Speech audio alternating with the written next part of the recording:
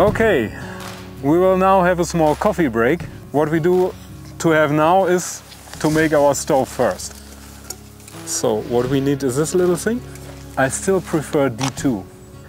It is a steel with a very coarse structure, so people say you can't sharp it that sharp as a carbon steel, for example.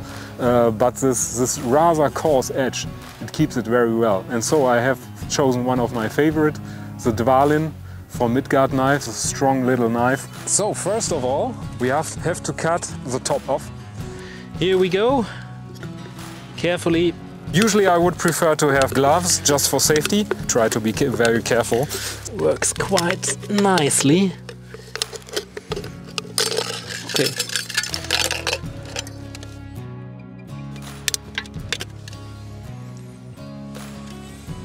I stabilized the knife here. It's actually, I scratch it more than cutting with the tip of this knife. I think it's weak enough. We can now go by really cut actually. Yeah, it's thin enough. It's marked, it's thin. It's quite easy now to go through this. Bang. So we have to do the same thing with this side, with the top.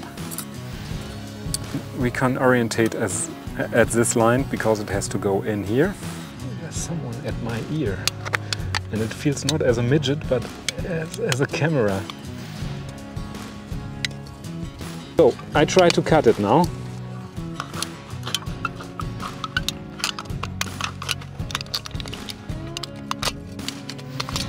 Yeah. 2 parts are ready. We have to make grooves. We have to make grooves here. And we do these ones with a cutting edge, just to press in. I mean, I won't be able to ask money later on for this product. And now you see, I can fit it in here. Make sure you don't press it too deep. You have to get these spaces here.